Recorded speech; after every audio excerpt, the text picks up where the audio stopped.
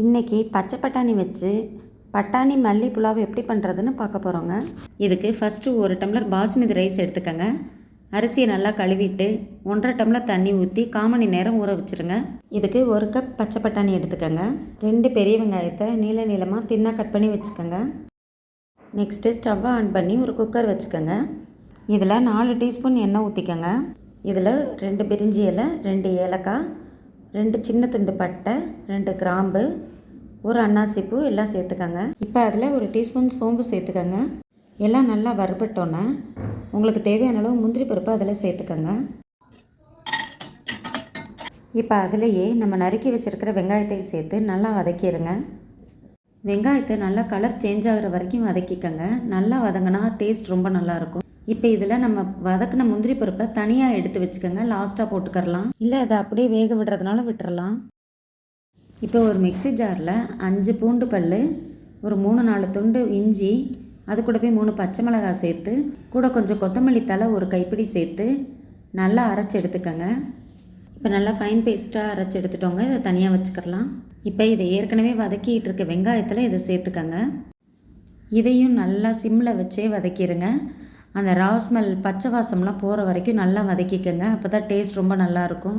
இதில் கொஞ்சமாக உப்பு சேர்த்து வதக்கிக்கோங்க, சீக்கிரம் வதங்கிடும்.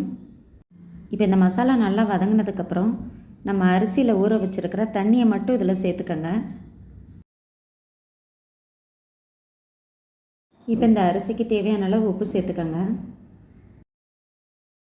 இப்போ எல்லாத்தையும் ஒன்று சேர்த்து நல்லா கலந்து விட்டு கொதி விட்டுருங்க.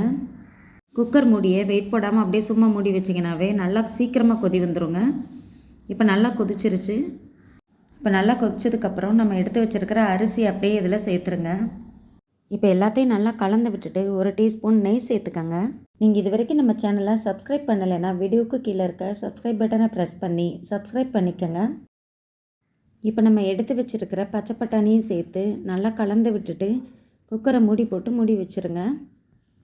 இப்போ ஒரு விசில் வந்ததுக்கப்புறம் அப்படியே 10 நிமிஷம் சிம்மில் வச்சுட்டு ஸ்டவ்வை ஆஃப் பண்ணிடுங்க. இப்போ 10 நிமிஷம் ஆயிடுச்சுங்க. ஓப்பன் பண்ணி பார்க்கலாம் எப்படி வந்திருக்குன்னு. இப்போ பாருங்கள், சாதம் நல்லா வெந்து அரிசியெல்லாம் உடையாமல் நல்லா உதிரியாக வந்திருக்குங்க. உங்களுக்கு இந்த வீடியோ பிடிச்சிருந்தா ஒரு லைக் போடுங்க, மற்றவங்களுக்கும் ஷேர் பண்ணுங்கள். இப்போ நம்ம ஏற்கனவே வறுத்து வச்சுருக்கிற முந்திரி பருப்பை இதோடு சேர்த்து மிக்ஸ் பண்ணிடுங்க. இதுக்கு உருளைக்கிழங்கு பால் கறி, அப்புறம் தயிர் ரைத்தா, பொட்டேட்டோ ஃப்ரை எல்லாமே நல்லா இருக்குங்க. இதை நீங்கள் செஞ்சு பார்த்து எப்படி வந்துச்சு எனக்கு கமெண்ட் பண்ணுங்கள். இது வரைக்கும் இந்த வீடியோ பார்த்ததுக்கும் ரொம்ப நன்றி. தேங்க்ஸ் ஃபார் வாட்சிங்.